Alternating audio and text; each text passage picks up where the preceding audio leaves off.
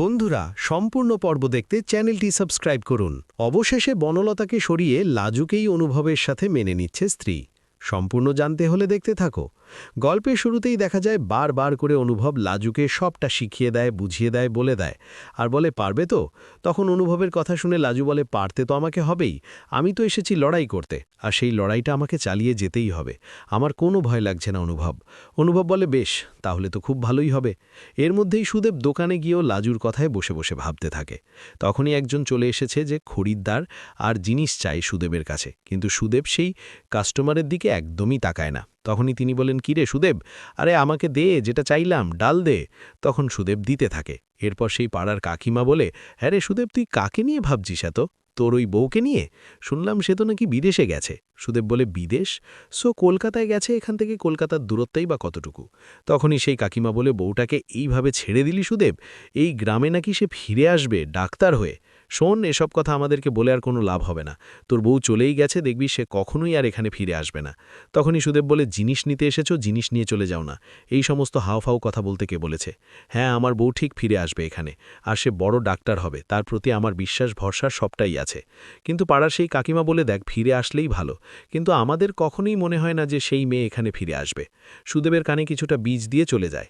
এরপর সুদেব ভাবে একবার লাজুকে ফোন করব। লাজু যদি ক্লাসে থাকে তাহলে তো আর ফোন ধরতে পারবে না।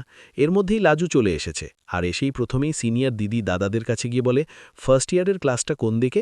কিন্তু তারা লাজুকে বলে, সেখানে গিয়ে সে কী করবে? লাজু বলে, আমি ফার্স্ট ইয়ারের স্টুডেন্ট। কিন্তু তারা তখন বলে, স্টুডেন্ট বিএ করে এমনভাবে এখানে এসেছে, মনে হচ্ছে যেন এখানে কোনো কর্মচারী, আর তুই কিনা বলছিস পড়বি? লাজু বলে, কোন দিকে রয়েছে ঘরটা দেখিয়ে দিলে আমি চলে যেতে পারবো। কিন্তু তারা রীতিমতো লাজুকে নিয়ে ভুলভাল কথা বলতে থাকে। এর মধ্যেই একজন স্টুডেন্ট এসে বলে, আরে তুই লাজবন্তী না? আরে আমি তো তোকে পেপারের ছবিতে দেখেছিলাম, তুই তো খুব ভালো রেজাল্ট করেছিস। শোন, এরা হলো দাদা দিদি সিনিয়র, এদের সাথে যাস না, এদের কাছে গেলে তোকে মুরগি বানিয়ে দেবে। আয় আয়, আমিও তো স্টুডেন্ট, প্রথম ইয়ারের। আর তখন লাজু একটু ভরসা পায়। মিউজিক। এর মধ্যেই ফোন করেছি সুদেব। লাজু ফোনটা ধরে। সুদেব বলে, হ্যাঁ রে লাজু, তুই গেছিস তো? আর সব কিছু মনে করে নিয়ে গেছিস?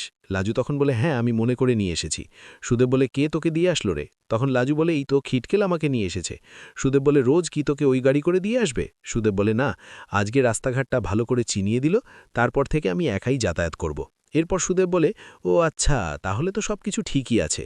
জানিস তো লাজু, তোর জন্য খুব মনটা কেমন করছিল, তাই বাধ্য হয়ে তোকে ফোন করলাম। এরপরেই সুদেবের কথা বলে। তখন লাজু বলে, দেখো, এখন তো আমি ক্লাসে যাচ্ছি, পরে কথা হবে। এই বলেই ফোনটা কেটে দেয়।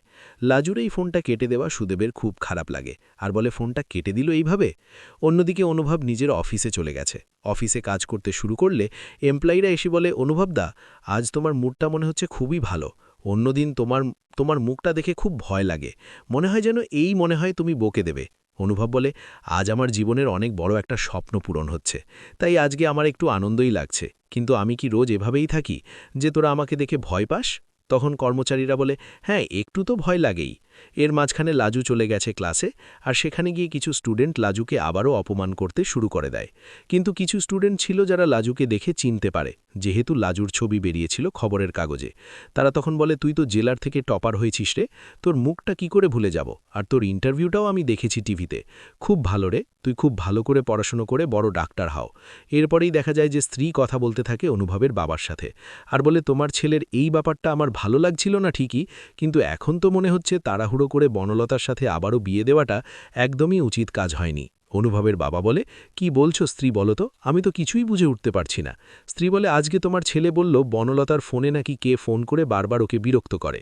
ওকে যখনই জিজ্ঞেস করা হলো বলল যে অন্য কিছু, কিন্তু আমার মন বলছে ওর কারোর সাথে একটা সম্পর্ক ছিল, আর সেই সম্পর্কের খাতিরেই ও বিয়ের দিনই পালিয়ে গিয়েছিল। ও আমাদের ছেলের সাথে আসেনি, বুঝলে তো, অনেক বড় ভুল হয়ে গেছে। তখনই অনুভবের বাবা বলে, কিন্তু এই ব্যাপারটা আমি আর তুমি মিলেই বা কি করে ঠিক করব, তাই না? এসব বলে কি আর কোনো লাভ হবে? স্ত্রী তখন বলে, লাভ হবে কিনা জানি না, তবে সত্যি কথা বলতে গেলে আমার এবার এই বনলতাকে সত্যিই আর সহ্য হচ্ছে না। সেজন্য বোধহয় আমার ছেলেটা ওর সাথে সংসার করতে পারছে না, ও লাজুর প্রতি দুর্বল হয়ে পড়েছে। তখনই অনুভবের বাবা বলে, কিন্তু এখন তাহলে কি করবে বলে ঠিক করেছ? এখন তার বনলতাকে এই বাড়ি থেকে বার করে দিতে পারবে না। লিগালি ওরা স্বামী স্ত্রী, অনুভব মানুক বা না মানুক, খাতায় কলমে দুজনে স্বামী স্ত্রী হয়েই আছে। স্ত্রী বলে, সেটাই তো সবথেকে বড় সমস্যার কারণ, যে বনলতা অন্য কারোর সাথে সম্পর্ক রেখেছে। আজকে আবার বলল নাকি ঘরের জিনিস কিনতে যাবে, ওর নাকি ঘর সাজানো জিনিসের অভাব হয়েছে। আমার মনে হচ্ছে ও কারোর সাথে দেখা করতে যাবে, আর এটা আমি একদম শিওর।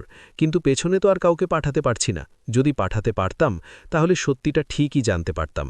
বুঝতে পারে স্ত্রী লাজুর মতন মেয়েকে ভালোবাসার পিছনে সবথেকে বড় কারণ অনুভবের এটাই, যে অনুভব বুঝতে পেরে গেছে বনলতার অন্য কারোর প্রতি সম্পর্ক রয়েছে। মিউজিক। অন্যদিকে দেখা যায় লাজু ক্লাস করার আগে ম্যাডামরা চলে এসেছে, আর ম্যাডামরা বলে, আজকে আমি তোমাদের সাথে একটা আলাপ পর্ব শুরু করব, যেখানে তোমরা বলবে কেন তোমরা ডাক্তারি পড়তে এসেছো। এর মাঝখানে অনুভব ভাবে, আচ্ছা লাজু কি ক্লাস শুরু করে দিয়েছে? লাজুকে কেউ আবার অপমান করছে না তো? লাজুর ড্রেস, লাজুর কথা বলার ধরন, লাজুকে দেখে নিশ্চয়ই সবাই অপমান করবে, কিন্তু আমি জানি লাজু এই সমস্ত জিনিস ঠিক কাটিয়ে উঠতে পারবে। ওর প্রতি সেই ভরসার বিশ্বাস আমার আছে। লাজুকে নিয়েই সারাক্ষণ ভাবতে নাকি অনুভবের খুবই ভালো লাগে।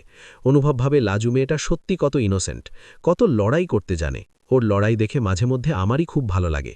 এরপরে এক একজন স্টুডেন্টকে দাঁড় করায় আর জিজ্ঞেস করে কেন সে ডাক্তারি পড়তে চায় আর সে কত নাম্বার পেয়েছে এইচএসে। সব কিছু লাজু খুব ভয় পেয়ে রয়েছে। লাজু ভাবে আমার কাছে আসলে আমি কি বলবো? আমার জীবনের তো অনেক বড় গল্প, আর সেই গল্প শুনে সবাই রীতিমতো অবাক হয়ে যাবে। অনুভবের মা অনুভবের বাবাকে বলে, বনলতার সাথে ছেলের বিয়ে দিয়ে অনেক বড় ভুল করেছি, আর সেই ভুলের প্রায়শ্চিত্ত করতে হবে আমাদের। আর এদিকে আমাদের ছেলেটা অনেক কষ্টের মধ্যে দিন কাটাচ্ছে, ও তো বলতেই পারে না, আর সব কিছু যাই হোক ঝামেলা হয়েছে বলেই হয়তো ও মুখ থেকে এই কথাটা বার করেছে। অনুভবের বাবাও বুঝতে পারে বনলতার সাথে অনুভব কোনোভাবেই থাকতে পারবে না। এদিকে অনুভবের আর কাজ করতে মন চায় না। অনুভব ভাবে, যাই গিয়ে দেখি লাজুর আজকে ছুটি হলো কিনা, কারণ আজ তো লাজুর তাড়াতাড়ি ছুটি হওয়ার কথা, প্রথম দিন বলে কথা। এরপর অনুভব নিজের কাজ ছেড়ে লাজুকে দেখতে চলে যায় কলেজে। এরপরেই লাজুর সময় আসে। লাজু অনেক কথাই বলে, আর লাজুর যে জীবনের যেসব স্ট্রাগল সেটা ম্যাডামদের সামনে তুলে ধরতেই ম্যাডামরা বলে, তুমি অনেক বড় হও, তুমি অনেক বড় ডাক্তার হয়ে প্রমাণ করে দাও যে গ্রামে থেকেও লড়াইটা চালানো যায়, আর আমি জানি তুমি পারবে। লাজুর এই সমস্ত কথা শুনে কিছু স্টুডেন্টরা হাসতে লাজুকে প্যাক দিতে শুরু করে। লাজুকে তারা খারাপ কথা বলে, কিন্তু লাজুর সে সমস্ত কিছুই যায় আসে না। প্রথম দিনের কলেজ শেষ হয়ে যায়। লাজু বন্ধুদের সাথে কথা বলতে বলতে বেরোচ্ছিল। তখনই অনুভবকে এক ঝলক দেখে নেয়, আর অনুভব লুকিয়ে পড়ে। তখন লাজু বলে চেনা জানা কেউ এসেছে বলে মনে হয়। লাজুও দেখে নিয়েছিল যে অনুভব কলেজে এসেছে।